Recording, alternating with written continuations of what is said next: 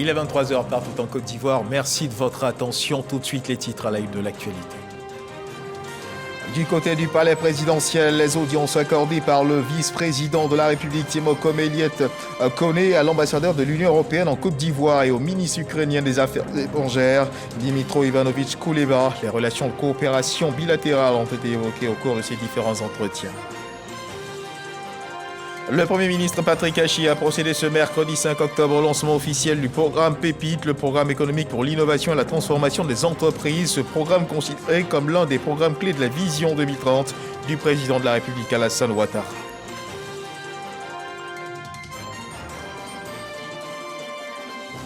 Campagne Café Cacao, une subvention de 140 milliards de francs CFA du gouvernement ivoirien pour atténuer les effets de la conjoncture du marché international sur les prix appliqués aux producteurs. Nous reviendrons dans cette édition sur la conférence de presse animée par le ministre d'État, ministre de l'Agriculture et du Développement rural sur le sujet. Voilà pour l'essentiel. Madame, Monsieur, bonsoir et merci de nous suivre. On ouvre ce journal avec ces images. Le président de la République, Alassane Ouattara, accompagné de son épouse Dominique Ouattara, a regagné Abidjan ce mercredi 5 octobre 2022. Après un séjour en France, l'attendait au bas de l'échelle de coupé le vice-président de la République, Tiemokom Eliet Kone, le Premier ministre Patrick Hachi et plusieurs membres du gouvernement. Rappelons que le président Alassane Ouattara avait quitté Abidjan le samedi dernier à destination de la France. Il est donc de retour ce mercredi en Côte d'Ivoire. Et nous le disions à l'entame de cette édition dans les titres, le vice-président de la République, Tiemokom Eliet Kone, a reçu en audience le ministre ukrainien des Affaires étrangères, Dimitro Ivanovich Kuleba. Ce dernier était porteur de message du président ukrainien Volodymyr Zelensky à son homologue ivoirien Alassane Ouattara. Avant cela, le vice-président a reçu l'ambassadeur de l'Union européenne en Côte d'Ivoire. Les relations bilatérales ont été évoquées au cours de cet entretien. Jérôme Kofi Abola. Deux personnalités, l'une ambassadeur de l'Union européenne, l'autre ministre ukrainien des Affaires étrangères, qui ce mercredi se succèdent au palais présidentiel pour rencontrer le vice-président de la République. La première personnalité citée dit avoir échangé avec Tiemokom Eliet Kone sur les bonnes relations entre l'Union européenne et la Côte d'Ivoire. Nous avons un peu brassé l'état des relations Union européenne-Côte d'Ivoire. Je pense que nous avons fait état du fait qu'elles sont excellentes. Les relations sont de très longue durée et l'Union européenne est là pour appuyer la Côte d'Ivoire dans tout ce qu'elle veut faire dans son développement durable. Et nous avons échangé sur la vision aussi de son Excellence, Monsieur le Président, qui a vraiment une vision de développement, de création d'emplois, mais aussi de renforcer la cohésion sociale et aussi d'avoir un rôle de la Côte d'Ivoire dans la sous-région en termes de paix et stabilité. S'agissant de l'entretien entre le ministre ukrainien des Affaires étrangères et le vice-président de la République, il n'a trait essentiellement qu'à la lettre du président ukrainien à remettre à son homologue ivoirien, le président Alassane Ouattara. I had the honor of being received by Vice President. C'est un honneur pour moi d'avoir été reçu ce matin par son Excellence le vice-président de la République de Côte d'Ivoire. Il faut dire que la Côte d'Ivoire est un pays frère. Ça a été pour moi une occasion de remettre à son Excellence une lettre de la part du président de la République d'Ukraine qui sera bien entendu remise à son Excellence le président de la République de Côte d'Ivoire. Je voudrais saluer ici la bonne relation qui existe entre nos deux pays. Pour le ministre ukrainien des Affaires étrangères, cette rencontre avec le vice-président de la République se veut aussi l'occasion de parler d'un projet de visite des autorités ivoiriennes en Ukraine, et cela dans le cadre du renforcement des relations entre les deux pays.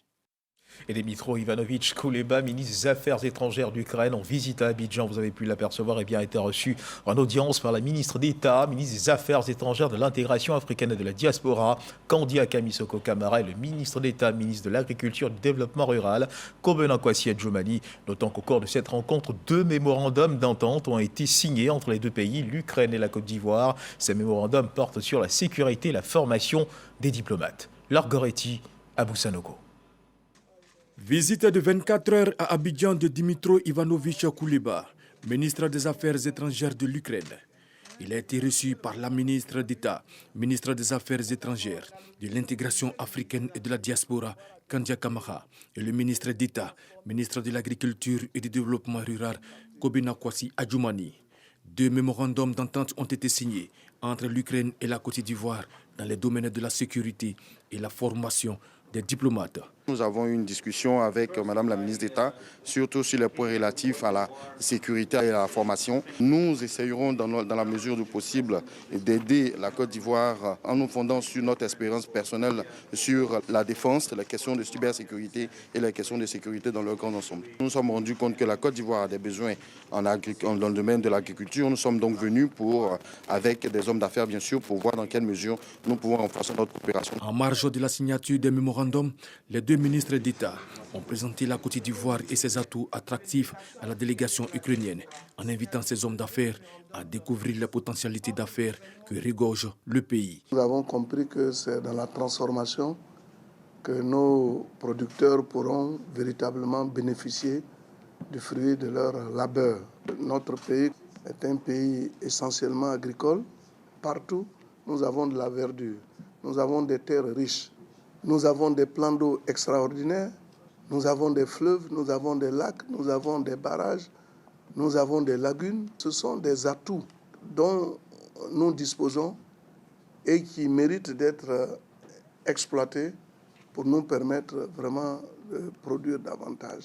Nous voulons que nos diplomates puissent parfaire leurs connaissances dans votre grand pays, qui a évidemment une grande expérience dans ce domaine. Et nous sommes très heureux, Monsieur le ministre, de savoir aussi que vous n'êtes pas venu qu'avec des diplomates. Vous êtes accompagné d'hommes d'affaires. Et la Côte d'Ivoire est un pays qui est en train d'amorcer son développement. Et la Côte d'Ivoire a décidé de transformer de façon structurelle son économie pour avoir suffisamment de ressources pour son développement. La signature de ces mémorandums marque le début du renforcement des relations fraternelles et du partenariat entre la Côte d'Ivoire et l'Ukraine. Deuxième titre de ce journal, le Premier ministre Patrick Hachi a procédé au lancement officiel ce mercredi 5 octobre du programme pilote, le programme économique pour l'innovation et la transformation des entreprises, en abrégé PEPIT. Ce programme est considéré comme l'un des programmes clés de la vision 2030 du président de la République Alassane Ouattara pour le renforcement des chaînes de valeur domestiques. L'objectif principal du programme est d'accompagner la transformation structurelle des chaînes de valeur de 15 pôles sectoriels stratégiques identifiés à soutenir l'entrepreneuriat et à faire émerger des entreprises ivoiriennes à fort potentiel. Jean-Luc Mambo. PEPIT, Programme économique pour l'innovation et la transformation des entreprises. C'est le programme phare de la vision Côte d'Ivoire 2030 qui ambitionne accélérer la transformation de notre pays en faisant émerger des entreprises fortes et résilientes. Il a été lancé ce mercredi 5 octobre par le Premier ministre Patrick Hachi, marquant ainsi l'ouverture de l'appel à candidature pour recruter ces entreprises qui seront la locomotive de l'économie ivoirienne. Nous voulons des champions nationaux, mais nous voulons également une pépinière d'entreprises représentatives à travers les 15 postes sectoriels qui ont été identifiés dans le cadre de ce programme, à l'effet que toutes ces entreprises à fort potentiel puissent être accompagnées par l'État, puissent être suivies par l'État à travers des instruments qui sont mis en place. Le programme veut surtout renforcer les chaînes de valeur et promouvoir l'entrepreneuriat afin de renforcer le rôle du secteur privé dans l'économie de la Côte d'Ivoire. Le programme PEPIT 2030 contribuera à réaliser une transition vers une plus grande consolidation des filières.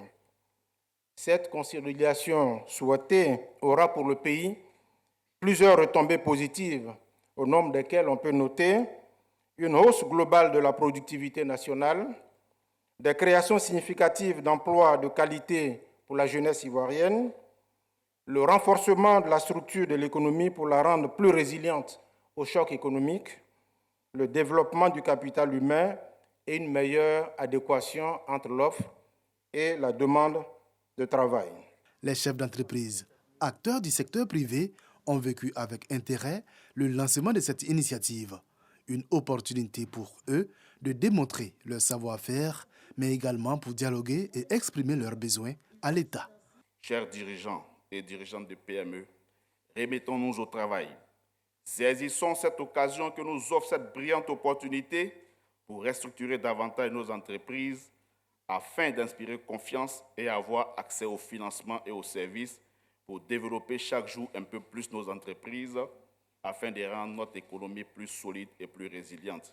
Tout en saluant l'ensemble des réformes déjà adoptées pour créer un environnement favorable au secteur privé, le Premier ministre a insisté sur la transparence et la rigueur qui doivent guider la sélection de ses futurs champions nationaux. Vous êtes ces optimistes qui savent voir l'opportunité dans chaque difficulté. Vous êtes ces rêveurs qui ne veulent jamais abandonner. Permettez-moi ainsi de vous appeler, de vous encourager, de vous mobiliser pour postuler en masse à ce programme d'excellence, afin de faire de votre entreprise et de votre talent unique d'entrepreneur un acteur clé de la transformation économique et sociale de notre pays. Permettre aux meilleurs de devenir bien meilleurs et aux grands de devenir des géants, a insisté le Premier ministre. 15 pôles sont ciblés par le programme Pépite, couvrant l'ensemble des chaînes de valeur de la vision Côte d'Ivoire 2030. Les entreprises, elles, sont dès maintenant invitées à se rendre sur le site internet www.pépite2030.gouv.ci pour faire acte de candidature au plus tard le 30 décembre 2022. Notre reporter Jean-Louis Bongo, que nous retrouvons sur un autre terrain, il a assisté à une conférence de presse animée dans les locaux de l'immeuble de la Kestab au plateau par le ministre d'État, le ministre de l'Agriculture et du Développement rural, Kobena Kwasi Adjoumani. Au cours de cette conférence de presse, le ministre a fait un certain nombre de précisions concernant une subvention de 140 milliards de francs CFA, la subvention du gouvernement ivoirien pour atténuer les effets de la conjoncture du marché international sur les prix à appliquer aux producteurs pour ce qui concerne les nouveaux prix du kilogramme de café et de cacao. Reportage. 4 jours après leur annonce aux Journées nationales du cacao et du chocolat, le ministre d'État, ministre de l'Agriculture et du Développement rural, est revenu au cours de cette conférence sur les conditions qui ont prévalu à la fixation des prix du kilogramme de café et de cacao. 900 francs CFA pour le cacao et 750 francs CFA pour le café. Ces prix, selon Kobena Kwasi Adjoumani, ne reflètent pas vraiment la réalité du marché international qui commande la fixation des prix de ces matières premières. Ils sont plutôt le fruit d'un effort financier considérable consenti par le chef de l'État et son gouvernement. C'est un peu plus de 135 milliards de francs CFA qui ont été consentis par le chef de l'État afin de permettre aux producteurs de toucher 900 francs CFA le kilogramme. Concernant le café, bien que les niveaux de marché actuels permettent seulement d'offrir un prix bord champ de 700 francs CFA le kilogramme, le président de la République a décidé d'offrir 750 francs le kilogramme, ce qui correspond à une subvention non négligeable de 5 milliards de nos francs. Ce sont donc 140 milliards de francs CFA qui ont été consentis pour obtenir ces niveaux de prix. Preuve de l'engagement du chef de l'État pour le bien-être des producteurs de café et cacao. L'on peut dire que si les fonctionnaires ont eu leur part de bonnes nouvelles 2022, les producteurs de cacao et de café viennent de recevoir aussi la leur. Pour garantir le respect et l'application de ces prix sur le terrain, le ministre d'État a exhorté les producteurs de café et cacao à s'engager, tous dans l'opération d'identification, en se dotant de la carte de producteur initiée par le Conseil du café cacao.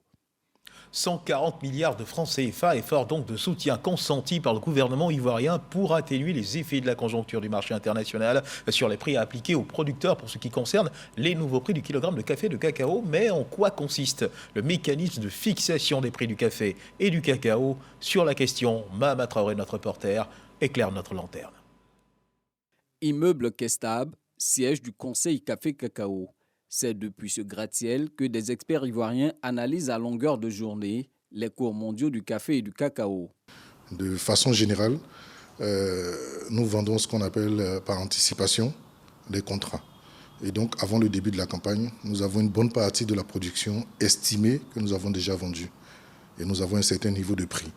Et donc, avant le début de la campagne, nous prenons la partie que nous avons vendue avec le prix connu, et la partie qui n'a pas été vendue, qui est résiduelle, qui est un peu comme un volume d'ajustement, nous faisons une estimation corrigée d'une analyse de marché pour déterminer le prix éventuel que pourra correspondre ce volume qui n'a pas été encore vendu. C'est la moyenne des deux que nous prenons et que nous sortons une moyenne de prix de vente. Et à ce moment-là, auquel nous dégrevons ce qu'on appelle les coûts intermédiaires, c'est-à-dire du bord champ jusqu'à l'exportation. Une fois ces analyses établies, des propositions de prix bord champ du kilogramme sont faites au gouvernement qui entérine ou réévalue, comme c'est le cas pour cette campagne commerciale ouverte le 1er octobre dernier, alors que le contexte de crise économique mondiale présageait d'une baisse des prix. Le motif du respect du labeur des planteurs a prévalu. Je vais prendre par exemple le cas du café. Le prix international que nous offrait le marché, en fait, c'était un prix qui était aux alentours de 700 francs CFA. Ça voudrait dire qu'effectivement, c'est un effort qui est fait pour que les producteurs puissent toucher le prix de 750 francs. Au cacao, c'est quasiment pareil. Nous étions à 825 francs l'année dernière et aujourd'hui, le président a opté pour un prix de 900 francs aux producteurs. Ce qui avait été annoncé depuis le début de la réforme, c'est 60% du prix CAF. Et aujourd'hui, effectivement, avec tout ce qui est fait, effectivement, nous arrivons à fournir des prix autour de 70%. La facture sera de 140 milliards de francs CFA pour le gouvernement, dont 135 milliards de francs CFA pour le cacao et 5 milliards de francs CFA pour le café.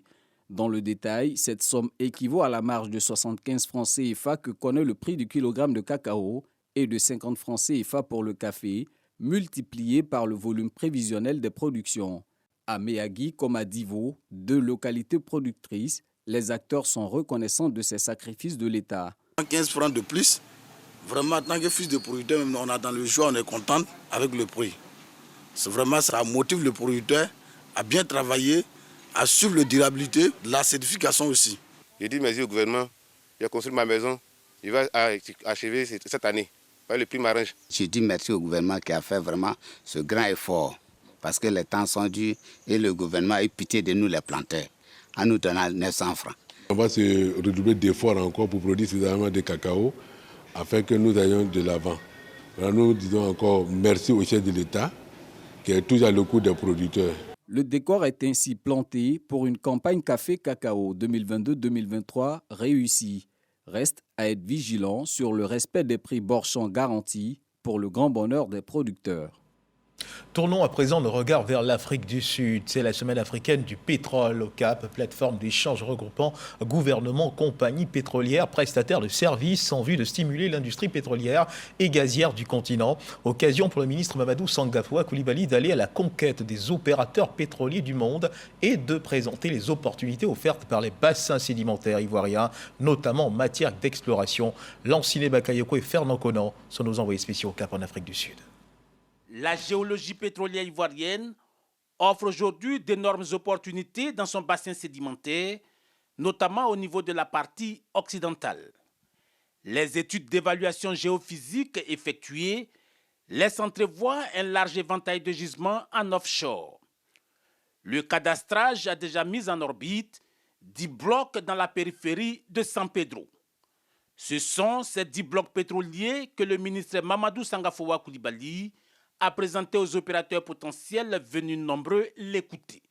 Une véritable offensive de charme. Se souvenir que l'histoire de baleine a commencé ici il y a 5 ans. Une campagne a été menée et Eni s'est intéressé à nos blocs grâce aux indications que Petrosul leur a données. Je suis confiant qu'après les différentes présentations, on sent qu'il y a un véritable engouement pour le bassin sédimentaire de notre pays, et notamment la partie ouest qui reste inexplorée jusqu'ici. En plus de son dispositif réglementaire particulièrement attractif, la Côte d'Ivoire, qui a découvert un important gisement pétrolier au large d'Assouendé, dispose d'arguments solides pour assurer la compétitivité de son bassin sédimentaire et surtout intéresser les investisseurs du monde.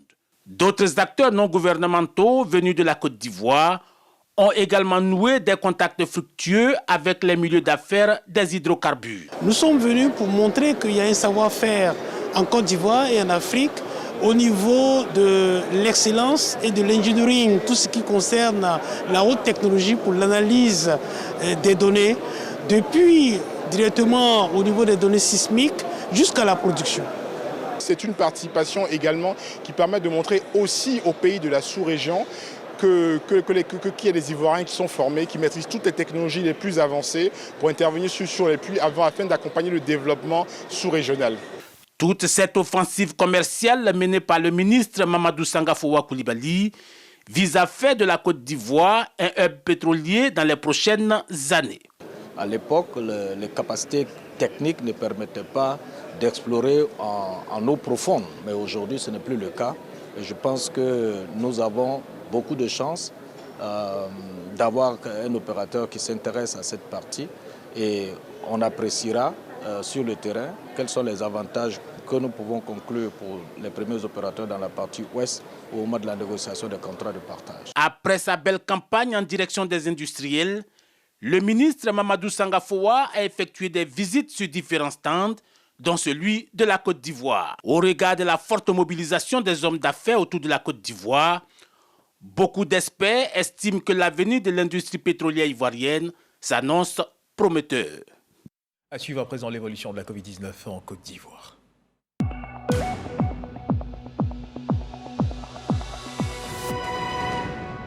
Le ministère de la Santé publique, de l'Hygiène publique et de la couverture maladie universelle a enregistré ce mercredi 5 octobre 2022 27 nouveaux cas de Covid-19 sur 513 échantillons prélevés, soit 5,3% de cas positifs, 31 guéris et 0 décès. À la date du 5 octobre 2022, la Côte d'Ivoire, notre pays, compte donc 87 343 cas confirmés, dont 86 471 personnes guéries, 826 décès et 46 cas actifs. Le nombre total d'échantillons est de 1 631 562.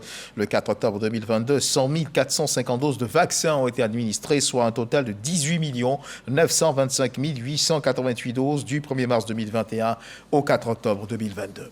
Et sachez également que 29 personnes, dont 4 agents de santé, sont morts d'Ebola en Ouganda depuis l'annonce il y a 2 semaines par les autorités de la présence d'une épidémie dans le centre du pays. C'est ce qu'a indiqué ce mercredi l'OMS. 63 cas confirmés et probables ont été recensés, y compris donc ces 29 décès, a déclaré le directeur général de l'Organisation mondiale de la santé, l'OMS, Tedros Adhanom Ghebreyesus. Au cours d'une conférence de presse, il a précisé que 10 autres agents de santé ont été infectés et que donc 4 sont morts de cette maladie. Retour en Côte d'Ivoire, Abidjan abrite un séminaire du réseau des femmes parlementaires de l'Assemblée parlementaire de la francophonie, l'APF, sur l'éradication des violences sexuelles dont sont victimes les femmes et les jeunes filles lors des conflits armés. Experts, députés, sénateurs et autres acteurs engagés pour la promotion du genre sont réunis à l'Assemblée nationale pour mener des réflexions et élaborer des pistes de solutions. Konaté Moussa nous en parle. Les femmes et les jeunes filles sont le plus souvent victimes de violences lors des conflits armés. Le constat est fait dans de nombreux pays où la paix et la stabilité sont menacées. La situation préoccupe les femmes parlementaires de l'APF, Assemblée parlementaire de la francophonie. Aucun pays n'est exempté d'une crise violente dans laquelle les femmes et les filles peuvent être la cible de violences psychologiques, physiques, sexuelles, avec des répercussions importantes pour la société et des traumatismes souvent irréparables pour les victimes. Encore faut-il que les paroles soient suivies d'actes, que les textes juridiques soient mis en œuvre concrètement sur le terrain. Les violences contre les femmes en période de crise doivent disparaître. C'est le but de ce séminaire. Plusieurs experts sont réunis donc pour faire un état des lieux et des propositions pour les éradiquer. Une initiative appuyée par l'ONU Femmes. Dans ces conflits, les femmes et les filles sont la cible principale et souffrent de manière disproportionnée. Les conséquences mentales, physiques, émotionnelles, sociales et économiques pour les survivantes sont considérables. Au niveau sociétal, alors que la menace immédiate de violences armées a peut-être pris fin, l'héritage laissé par les abus sexuels généralisés persiste, empêchant le tissu social de la société de se ressouder complètement. Protection et accompagnement des femmes victimes de violences en zone touchée par les conflits. Thème de cette assise, la présidente du caucus des femmes députées ivoiriennes représente le président de l'Assemblée nationale. La question des femmes et des filles victimes de violences liées au conflit et à l'extrémisme violent afin d'en définir les modalités d'amélioration de leur protection constitue un engagement noble qui permettra sans aucun doute de trouver des solutions pérennes à ce fléau. Déjà au sein du caucus, nous parlementaires ivoiriennes sommes engagés dans la lutte contre les violences faites aux femmes. Il est donc bon que nous nous approprions la thématique qui sera développée. À l'issue du séminaire, des résolutions seront élaborées. Elles devront permettre une meilleure assistance des femmes victimes de violences dans une situation de crise. Et dans le fil de l'actualité nationale, sachez que le ministre de l'Emploi et de la Protection sociale porte à la connaissance des populations vivant en Côte d'Ivoire qu'en application du décret numéro 2011-371 du 4 novembre 2011, modifiant et complétant l'article 2 du décret numéro 96-205 du 7 mars 1996, déterminant la liste et le régime des jours fériés le samedi 8 octobre 2022, lendemain de l'anniversaire de la naissance du prophète Mahomet, est déclaré jour férié et chômé sur toute l'étendue du territoire national. L'artiste coupé-décalé ivoirien Abounidal, via un concept qu'il a créé, le Waratour, sensibilise les élèves contre les fléaux qui entravent la bonne marche de l'école ivoirienne. Cela fait 6 ans que ce concept a été créé à l'occasion de la célébration de ce 6e anniversaire au Palais des Congrès de l'Hôtel d'Ivoire. L'artiste a demandé aux élèves d'être des modèles de discipline, un engagement de l'artiste salué par la ministre de l'Éducation nationale, Mariatou Koné, qui avait à ses côtés les ministres Mamadou Touré et Françoise Remarque. Issa Tchonanyeo.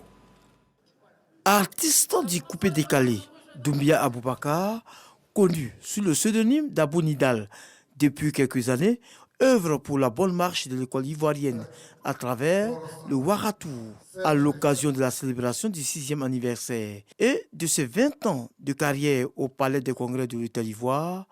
Abounidal exhorte les élèves à tourner le dos à la violence à l'école. La voix de l'équipe est fondamentale. L'école doit être inclusive pour tout un chacun. Tous les enfants méritent d'être scolarisés. Donc désormais, avec les initiateurs du coupé-décalé, ils sont tous à mes côtés ce soir. Le coupé-décalé a désormais de porter l'école ivoirienne. Waratour permet de sensibiliser les jeunes élèves qui entravent la bonne marche de l'école et promeut l'excellence. Pour ce faire, les ministres Mamadou Touré, Françoise Remarque et Mariatou Koné saluent l'initiative. Les premiers responsables de l'éducation des enfants, c'est d'abord les parents. L'État et l'école viennent compléter dans ce dispositif. Donc je souhaite qu'il y ait une mobilisation des parents, mais de la société civile. Et vous faites partie de la société civile. Et je souhaiterais que les autres artistes aussi. Et si vous savez faire, vous pourriez nous aider. Abounidal, l'initiateur de ce Waratour, est un homme d'action. En effet, cher Abounidal, en décidant de vous investir dans le social éducatif, vous confirmez votre disponibilité à l'endroit de la jeunesse. Cette jeunesse sur laquelle reposent tous nos espoirs. Depuis 6 ans avec Waratour, vous êtes à ses côtés. L'État de Côte d'Ivoire fait sa part à travers les investissements en infrastructures et en ressources humaines, mais il revient également à chacun, individuellement et collectivement, de jouer sa partition pour que nous puissions ensemble relever les défis de l'école, de qualité, de l'excellence et du mérite dans la transparence et dans l'équité. C'est grâce à vous, partenaires de l'excellence, que Abounidal a pu réaliser cet objectif. Merci infiniment pour l'accompagnement.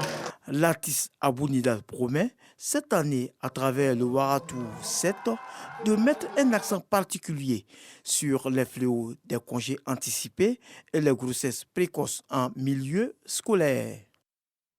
L'actualité internationale à Bruxelles, 27 ambassadeurs des États de l'Union européenne se sont mis d'accord ce mercredi 5 octobre pour un nouveau paquet de sanctions contre la Russie. Elles entreront en application de leur publication dans le journal officiel de l'Union européenne. Ces sanctions font suite à l'annexion par la Russie des 4 régions ukrainiennes la semaine dernière et elles étaient attendues depuis plusieurs jours. Entre autres sanctions, une nouvelle interdiction d'exportation de composants électroniques, de pièces pour les avions et de substances chimiques pour priver Moscou d'équipements militaires de haute technologie. C'est sur cette information que se referment les pages de cette édition. Merci de nous avoir suivis. Agréable fin de soirée. Dieu garde la Côte d'Ivoire.